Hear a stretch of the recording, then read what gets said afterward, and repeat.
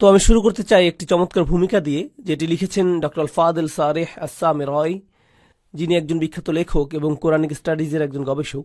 তিনি লিখেছেন, সূরাতুল মাক্কিয়াহ হিয়া মিন আজমুস সুয়ুর আল্লাতী তুযহিরা নি'মাল্লাহি তাআলা আলা রাসূলিহি সাল্লাল্লাহু আলাইহি ওয়াসাল্লাম ওয়া ফাদলিহিল আযীম। অর্থাৎ এটি একটি মক্কি সূরা এবং এটি কোরআনের সেরা সূরাগুলোর মধ্যে একটি, যেখানে আল্লাহ তার নবী সাল্লাল্লাহু আলাইহি সাল্লামের প্রতি তার অনুগ্রহের কথা বলেছেন, তাকে অতুলনীয়ভাবে অগ্রাধিকার দেওয়ার কথা প্রকাশ করেছেন। অন্যভাবে বলতে গেলে এটা হচ্ছে সেই সূরা যা অধ্যয়নের মাধ্যমে যে কেউ জানতে পারবে আল্লাহ তার রসুল সাল্লাল্লাহু আলাইহি সাল্লামকে কত বেশি পছন্দ করেন, ভালোবাসেন। এই বিষয়ে এটি সবচেয়ে সেরা সূরাগুলোর মধ্যে একটি। যদিও এই ব্যাপারে কখনোই এটা একমাত্র সূরা নয়, কিন্তু নিশ্চিতভাবেই এটা সেরা সূরাগুলোর মধ্যে একটি সূরা। ওয়া আতাইহিল কাসীর লাহু ফিদ দুনিয়া ওয়াল আখিরাহ। আর তাছাড়া এই সূরায় বলা হয়েছে আল্লাহ তাকে শুধু দুনিয়াতেই নয় বরং আখিরাতেও প্রাচুর্য দান করেছেন, যখন আল্লাহ বলছেন ইন্না আতাইনাকাল কাউসার, যার সোজা অনুবাদ করলে অর্থ দাঁড়ায় নিশ্চয়ই আমরা আপনাকে কল্যাণময় আধিক্য বা প্রাচুর্য দান করেছি। এভাবে সচরাচর এটার অনুবাদ করা হয়। পরে আমরা এই সম্পর্কে ব্যাপক আলোচনা করব। ওয়া কামা ফি সাকিবিস সুয়ার আল্লাতী ফিহা ইখবার বিআন্নি মিনাল্লাহি তাআলা আতি বিহায়াতিস সূরা বিদ্দাওয়াতি লিশুকরি ওয়া ইবাদাতিল্লাহি তাআলা। এখানে তিনি খুবই গুরুত্বপূর্ণ একটা বিষয় উল্লেখ করেছেন। তিনি বলেন, পূর্ববর্তী সূরাগুলোর সাথে এটা সামঞ্জস্যপূর্ণ। যেসব সূরা আল্লাহ শুরু করেছেন তার অনুগ্রহের কথা বলে, আর শেষ করেছেন কোনো আদেশ বা উপদেশ দেওয়ার মাধ্যমে, হয় আল্লাহর কৃতজ্ঞতা প্রকাশের আদেশ অথবা ইবাদত করার আদেশ। যখন আল্লাহ তার কোনো অনুগ্রহের কথা প্রকাশ করেন তখন শেষে তিনি তার প্রতি কৃতজ্ঞতা প্রকাশ করার কথাও বলেন। যেমন আপনারা সেই বিখ্যাত সূরাটির কথা জানেন, যেখানে আল্লাহ বলছেন আলাম ইয়াজিদিকা ইয়াতীমান ফাআওয়া ওয়াজাদাকা দাল্লান ফাহাদা ওয়াজাদাকা আইলান ফাআগনা। কিন্তু সূরাটি শেষ হয়েছে ওয়া আম্মা বিনিআমাতি রাব্বিকা ফাহাদ্দিস। তো এখানে আল্লাহর প্রতি কৃতজ্ঞতা প্রকাশ করার আহ্বান ছিল। এই বিষয়টা এই সূরা তো সামঞ্জস্যপূর্ণ, কারণ এই সূরাটিতেও অনুগ্রহের কথা বলার পরপরই একটি আহ্বান বা আদেশ করা হয়েছে, ইন্না আতাইনাকাল কাউসার। এটা হলো উপহার। এরপর আহ্বানটা কি?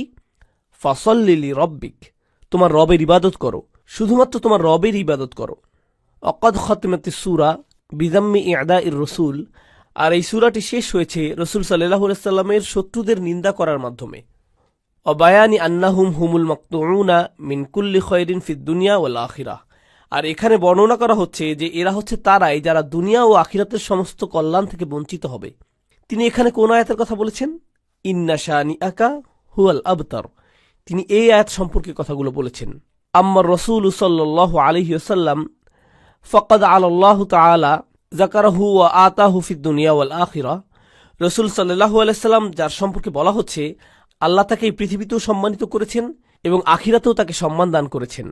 ওমা হুয়া আহলুল্লাহু ওয়াসমুহু যিকরুহু খালিদুনা ইলা আখিরিজ জামান ইন্না শানিআকা হুয়াল আবতার। অর্থাৎ তিনি যা কিছুর যোগ্য তাকে তাই দেয়া হয়েছে। আর তাই আল্লাহ রাসূল সাল্লাল্লাহু আলাইহি সাল্লামের শত্রুদের সম্পর্কে বলেছেন ইন্না শানিআকা হুয়াল আবতার বিআন্না মা'আনাল আবতার আল মাকতু' মিন কুল্লি খায়র। এই আয়াতে আবতার অর্থ হলো এমন ব্যক্তি যে সকল কল্যাণ থেকে বঞ্চিত। এই মানুষটির কাছে ভালো কোনো কিছু অবশিষ্ট নেই। ইনশাআল্লাহ আমরা যখন এই আয়াতটি সম্পর্কে বিস্তারিত আলোচনা করব তখন বুঝতে পারব কেন এই ভাষাটি এত শক্তিশালী।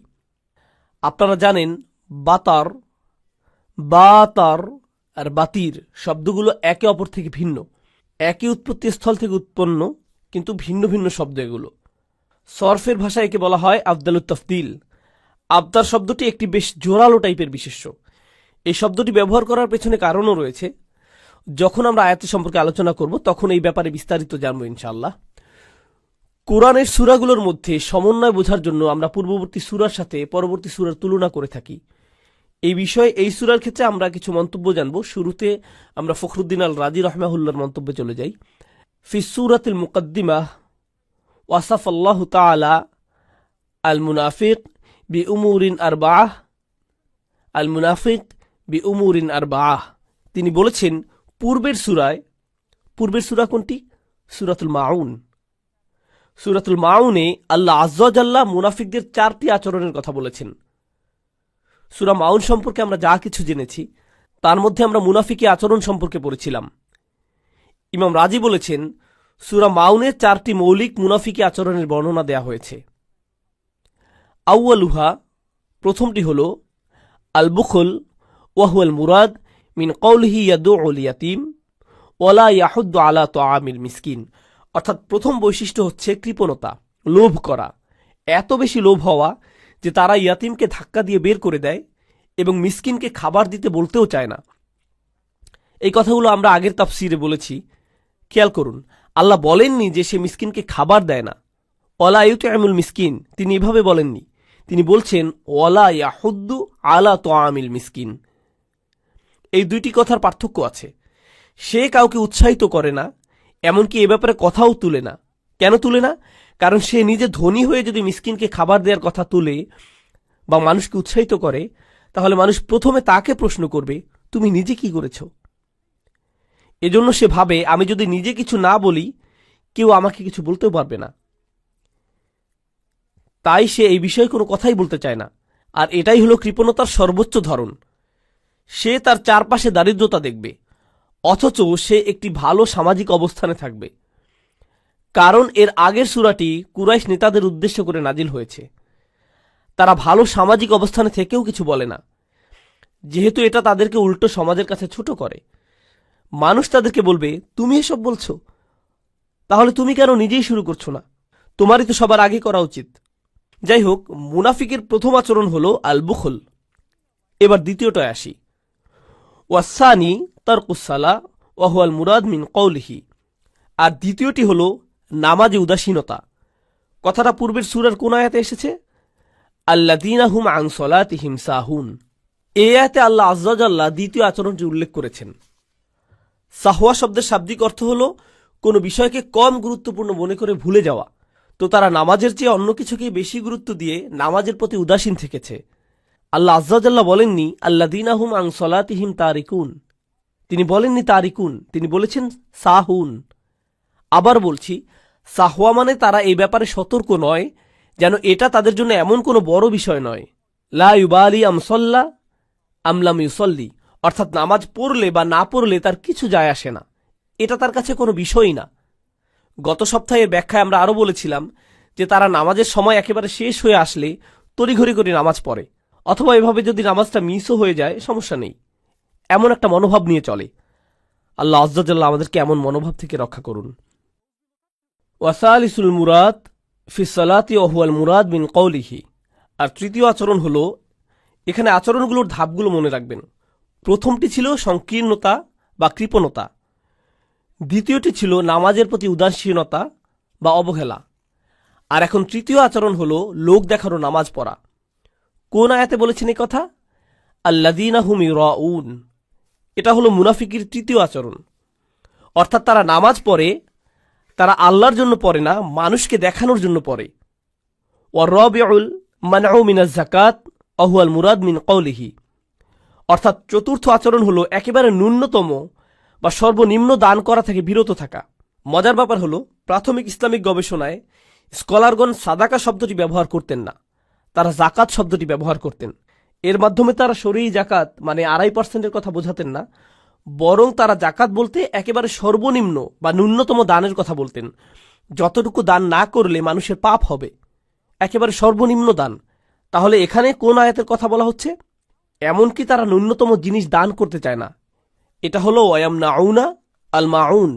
এই আয়াতের মাধ্যমে মুনাফিকের শেষ আচরণের কথা বলা হচ্ছে, যে তারা ন্যূনতম আবশ্যকীয় জিনিসও দান করতে আগ্রহী নয়।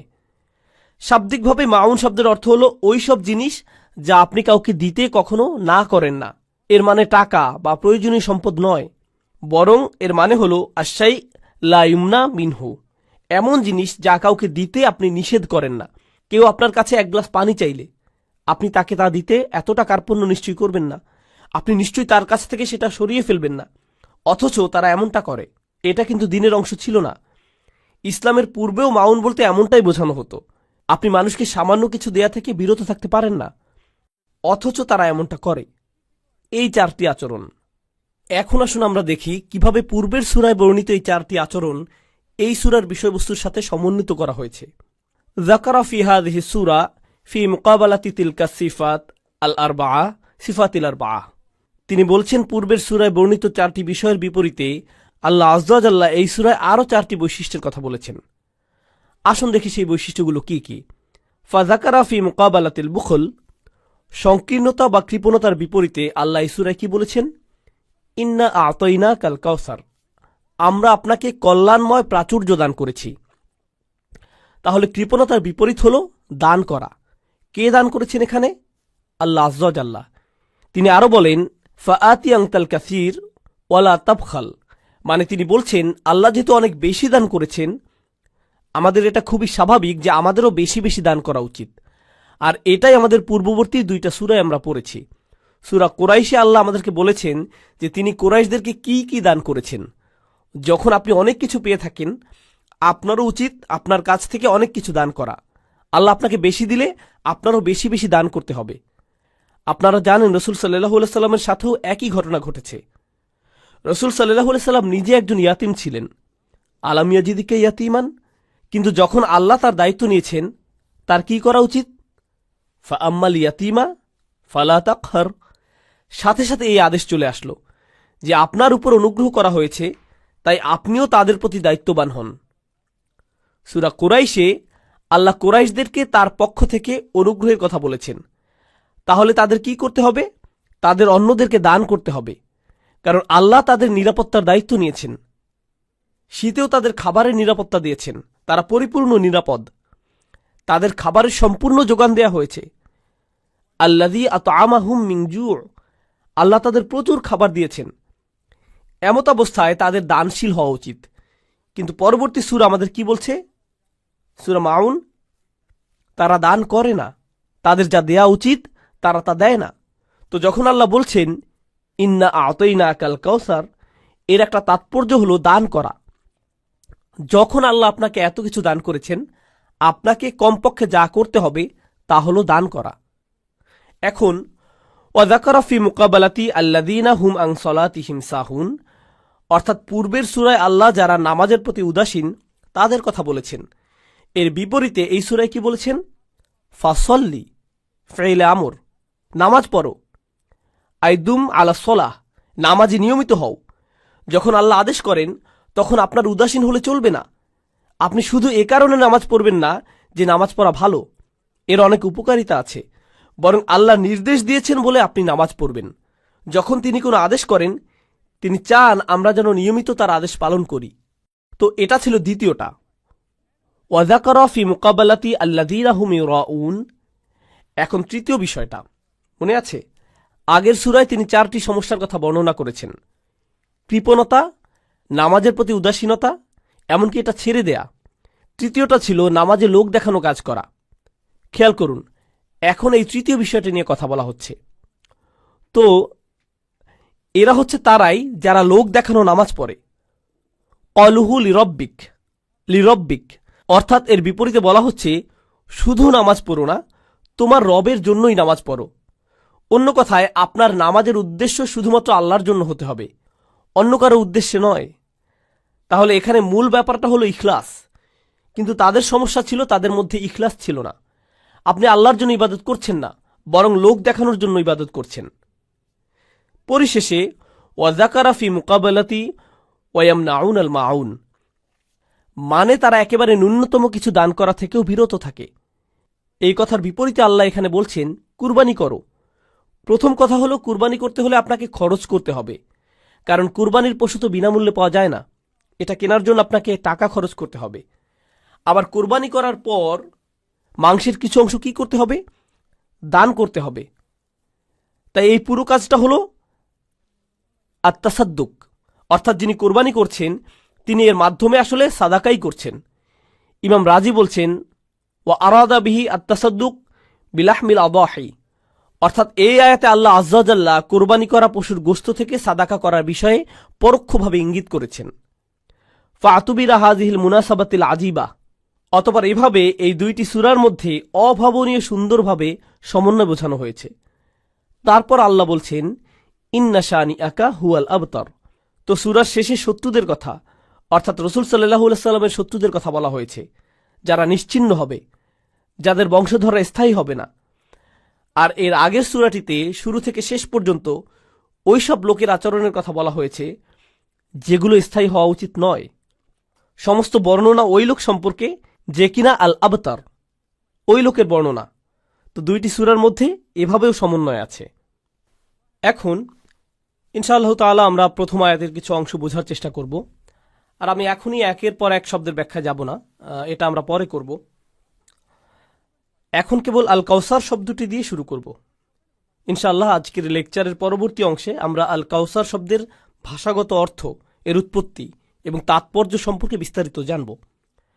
এখন আমরা শুধু এটুকু বলবো যে এর অর্থ কল্যাণময় প্রাচুর্য, সীমাহীন নেয়ামত। সালাফদের মতে আল খাইরুল কাসির। ইনশাআল্লাহ এই আলোচনা থেকে আমরা বুঝতে পারব আল কাউসার শব্দটি কিভাবে অনেক কিছু অন্তর্ভুক্ত করে। আপনারা অনেকেই শুনেছেন যখন আল্লাহ আজ্জা ওয়া জাল্লা বলেছেন, আমরা তোমাকে অর্থাৎ রসুল সাল্লাল্লাহু আলাইহি সাল্লামকে দান করেছি আল কাউসার হুয়াল হাউজ ফিল জান্নাহ, এটি জান্নাতের একটি নদ। আপনারা অনেকেই শুনেছেন যখন আল্লাহ আজ্জা ওয়া জাল্লা বলেছেন যে আমরা তোমাকে অর্থাৎ রসুল সাল্লাল্লাহু আলাইহি সাল্লামকে দান করেছি আল কাউসার হুয়াল হাউজ ফিল জান্নাহ, এটি জান্নাতের একটি নদ। আবার আল হাউজ ফিল মাওকিফ, অর্থাৎ আরও একটি নদ যেটা জান্নাতে প্রবেশের পূর্বে থাকবে, যা থেকে বিচার দিবসে বিশ্বাসীরা রসুল সাল্লাল্লাহু আলাইহি সাল্লামের কাছ থেকে পানি পান করতে পারবে। তাহলে দুইটি নদ বোঝানো হচ্ছে, একটি হলো জান্নাতে প্রবেশের পূর্বে, আরেকটি জান্নাতে প্রবেশের পরে, মোট দুইটি নদ। অসংখ্য অসংখ্য প্রথম সারির তাফসিরের বর্ণনায় আল কাউসারের ব্যাখ্যায় এই দুইটি নদের কথা এসেছে। যদিও আমরা এখানে একটু ভিন্ন দৃষ্টিকোণ থেকে শুরু করতে যাচ্ছি, কিন্তু শেষে আমরা বুঝতে পারব এখানে মূলত কোনো অসঙ্গতি নেই।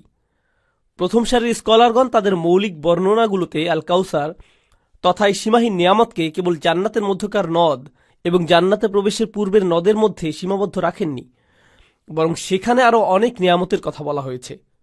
তাই আমি উল্লেখযোগ্য নিয়ামতগুলোর একটা লিস্ট দিয়ে শুরু করতে যাচ্ছি।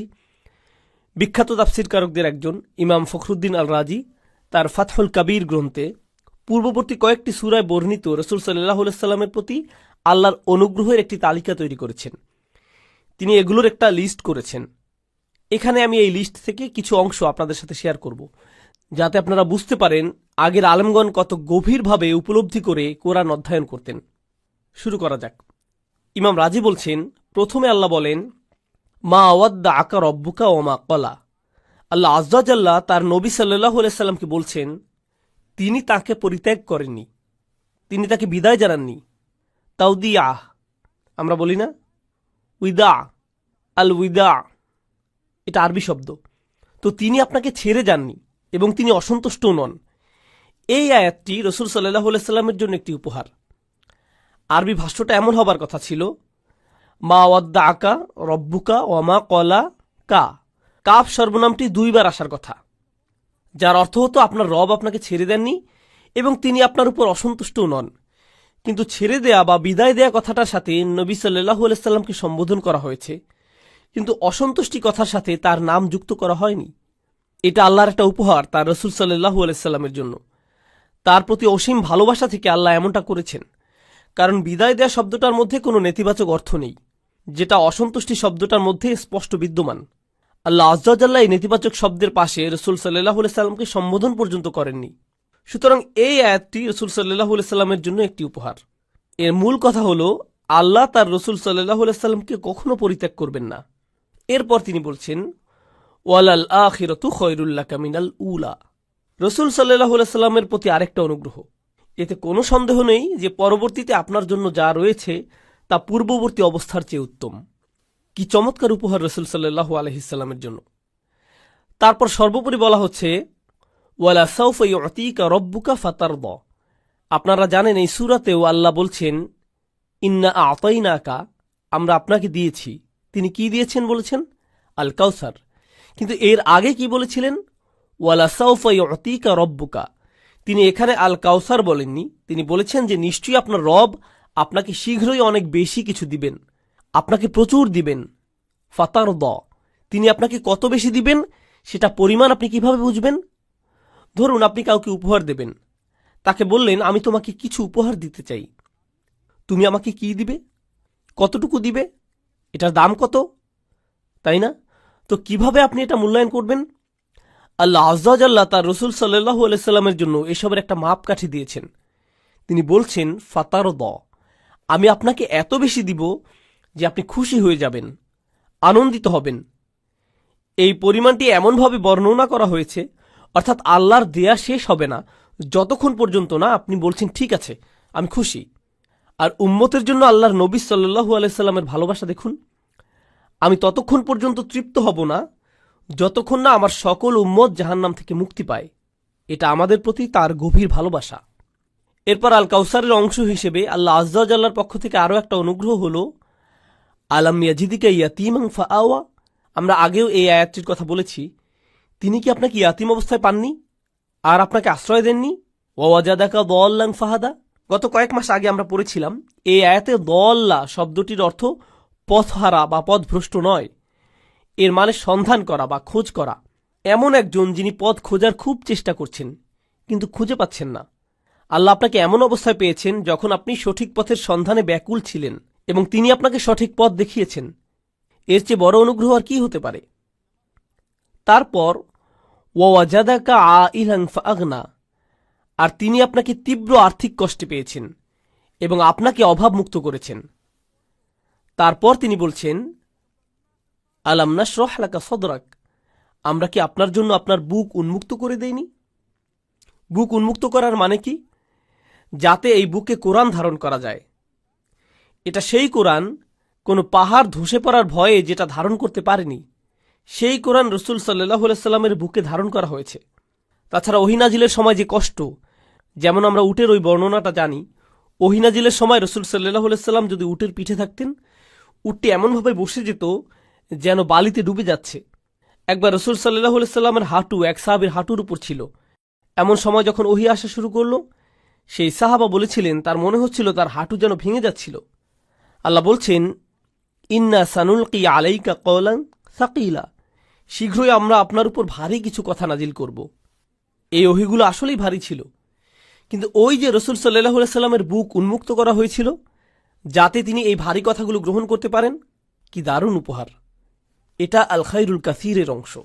তারপর ওয়াদা'না আনকা উইজরাক, আমরা আপনার কাছ থেকে বোঝা নামিয়ে দিয়েছি। আল্লাযী আনকাযা যহরাক, যে বোঝা আপনার পিঠ ভেঙে দিচ্ছিল। ওয়ারাফা'না লাকা যিকরাক, কি দারুণ উপহার আল্লাহর পক্ষ থেকে। আমরা আপনার স্মরণকে উচ্চ মর্যাদায় অধিষ্ঠিত করেছি। আর রফা শব্দটি দুইভাবে বোঝা যায়। আপনারা জানেন অন্য যে কোনো ভাষার মতো আরবি ভাষায়ও আপনি কোনো শব্দের শাব্দিক এবং রূপক দুই ধরনের অর্থ পাবেন, ঠিক আছে? তো যখন আপনি বলছেন আমরা আপনার স্মরণকে উচ্চ মর্যাদায় নিয়ে গিয়েছি, এর মানে বিশ্বউত, অর্থাৎ আমরা আপনার স্মরণকে সুউচ্চ করেছি। আর এই কথাটা আসলেই সত্য যখন সারা পৃথিবী জুড়ে আজান হয়। একটা মিনিটও এমন থাকে না যখন কেউ বলছে না আশহাদু আন্না মুহাম্মাদুর রাসূলুল্লাহ। এমনকি যারা এই কথাটা শুনেন তারাও বলেন সাল্লাল্লাহু আলাইহি ওয়াসাল্লাম। এভাবে তার মর্যাদা সমুন্নত করা হয়েছে। এমনভাবে প্রতিনিয়ত অবিরাম তার স্মরণকে সমুন্নত করা হয়েছে, যেভাবে আর কাউকে আর কোনো মানুষকে স্মরণ করা হয় না। সময়ের সাথে সাথে তার স্মরণ কমে যাওয়ার পরিবর্তে আরো বেড়ে যায়। এটা বেড়ে যায়, কমে না। সুবহানাল্লাহ।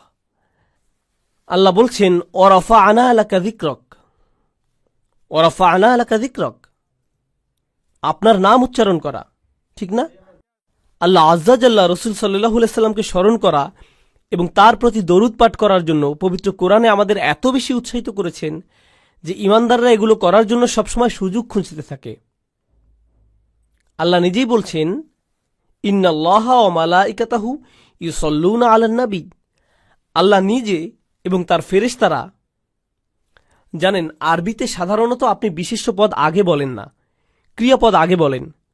তো ব্যাকরণগতভাবে বাক্যটি হওয়ার কথা ছিল ইউসাল্লিল্লাহু ওয়া মালাইকাতাহু আলান নবী, মানে জুমলায় ফেলিয়ার গঠন এমন হওয়ার কথা ছিল। কিন্তু আল্লাহ বলছেন ইন্নাল্লাহা ওয়া মালাইকাতাহু ইউসাল্লুনা আলান নবী।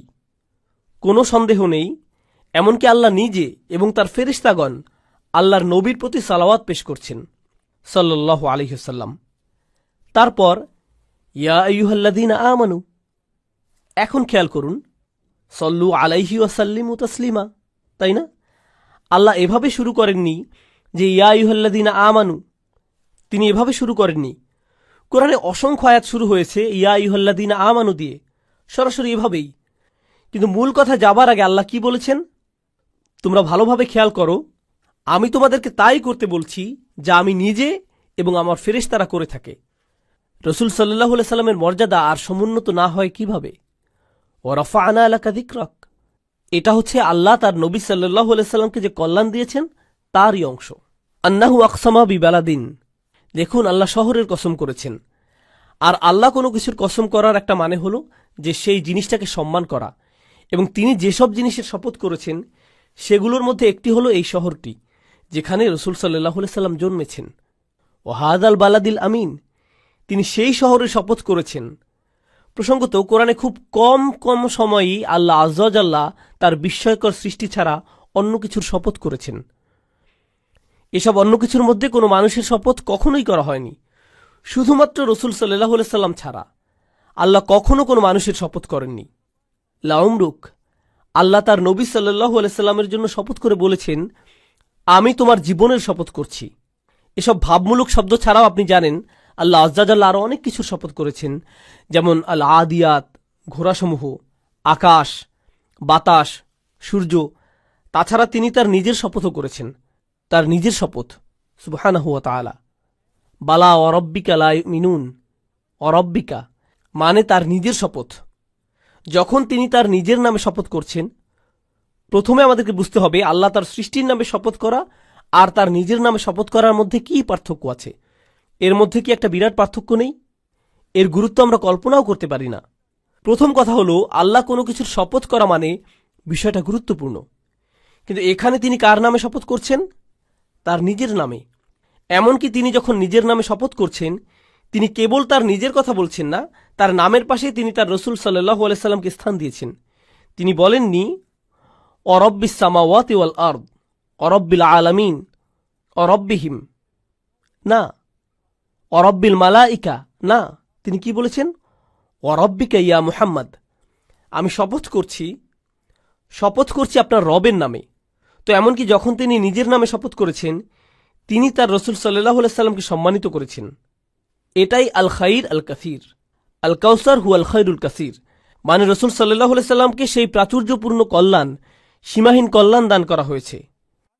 এরপর আল্লাহ বলছেন তার পক্ষ থেকে তার রসুল সাল্লাল্লাহু আলাইহি সাল্লামের জন্য এত বেশি পুরস্কার রয়েছে যে বলা হচ্ছে ওয়া ইন্না লাকা লা আজরান গায়রা মামনুন, ওয়া ইন্নাকা লাকা লা আজরান গায়রা মামনুন, আপনার জন্য এত বেশি পুরস্কার রয়েছে যা গুণে শেষ করা যাবে না। এর কোনো শেষ নেই, কোনো সীমা নেই। এটা এমন একটা কথা যা আল্লাহ বিশেষভাবে তার নবী সাল্লাল্লাহু আলাইহি সাল্লামকে বলেছেন, এবং তিনি তার নবী সাল্লাল্লাহু আলাইহি সাল্লামকে এত বেশি ভালোবাসেন যে একই পুরস্কার তিনি ইমানদারদের জন্যও ঘোষণা করেছেন। ইল্লাল্লাযীনা আমানু ওয়া আমিলুস সলিহাতি ফালাহুম আজরুন গায়রু মামনুন, তার নবী সাল্লাল্লাহু আলাইহি সাল্লামের প্রতি ভালোবাসার কারণে তিনি তাদের জন্য একই পুরস্কার রেখেছেন। এরপর আল্লাহ আযজা ওয়া জাল্লা এমনকি ওহী শুরু করেছেন তার নবী সাল্লাল্লাহু আলাইহি সাল্লামকে মর্যাদা দেওয়ার মাধ্যমে, এমনকি তখনও তাকে সম্মানিত করা হয়েছে। ইকরা বিইসমি রাব্বিকাল্লাযী খলাক, আবার সেই একই সূরা আলাকে যে কেউ নবী সাল্লাল্লাহু আলাইহি সাল্লামের বিরুদ্ধে কথা বলেছে বা তাকে ভয় দেখানোর চেষ্টা করেছে বা তাকে আতঙ্কিত করার জন্য হুমকি দেওয়ার চেষ্টা করেছে, এখানে আবু জাহালকে উদ্দেশ্য করে বলা হয়েছে ফালিয়াদউ নাদিয়াহ, তাকে তার বাহিনীকে ডেকে আনতে দিন, সে তার দলবল নিয়ে আসুক। সানাদউ জাবানিয়াহ, আমরাও আমাদের সৈন্যদের ডাকব। শাব্দিকভাবে জাবানিয়া অর্থ পুলিশ, নিরাপত্তা বাহিনী। আল্লাহ বলছেন আমরা আমাদের সৈন্যবাহিনীদেরকে ডাকব, সে তার দলবল নিয়ে আসুক। আল্লাহ তার রসুল সাল্লাল্লাহু আলাইহি সাল্লামকে সাহায্য করার জন্য, সুরক্ষা দেবার জন্য এগিয়ে এসেছেন। আন্নাহু খাসাহু বিল কুরবাতি তাম্মাহ, আর আল্লাহ তার নবী সাল্লাল্লাহু আলাইহি সাল্লামের জন্য এমন এক বিশেষ রকম ঘনিষ্ঠতা নির্ধারণ করেছেন যা আর কারো জন্য করেননি। কোন আয়াতে বলেছেন ওয়াসজুদ ওয়াকতারিব, সিজদা করুন আর আমার নৈকট্য লাভ করুন। এটা রসুল সাল্লাল্লাহু আলাইহি সাল্লামকে বিশেষভাবে দেয়া হয়েছে। তো এগুলো ছিল আল্লাহর পক্ষ থেকে উপহার। ইন্না আ'তাইনাকা হাযিহিল মানাকিব, আমরা এতক্ষণ যে আয়াতগুলো পড়লাম এগুলো বর্ণনা করার পরে ইমাম রাজি কি বলেছেন? ইন্না আ'তাইনাকা হাযিহিল মানাকিব মুতাকাসিরাহ আল মাযকুরাহ ফি সুওয়ারিহিল মুতাকাদ্দিমাহ আল্লাতী কুল্লু ওয়াহিদিন মিনহা। এখন খেয়াল করুন এটা এমন যেন আল্লাহ বলছেন কোরআনে এই সূরার পূর্ববর্তী সূরাগুলোতে আমি আপনাকে যে নিয়ামতগুলোর বর্ণনা দিয়েছি এদের প্রত্যেকটাই আযামু মিন মুলকিদ দুনিয়া বিহাযাল ফারিহা, এগুলোর এক একটি সারা পৃথিবী ও এর সমস্ত ধন সম্পদ ও ঐশ্বর্যের চেয়েও বেশি মূল্যবান। ফাস্তাগিল আংতা বিইবাদাতি হাযার রব, অতঃপর আপনি এই রবের দাসত্ব এবং ইবাদতে নিজেকে ব্যস্ত রাখুন। সুবহানাল্লাহ। ইমাম রাজি বলছেন যে আল্লাহ এভাবে এটাকে ফাসল্লি লিরব্বিকা ওয়ানহারের সাথে যুক্ত করেছেন।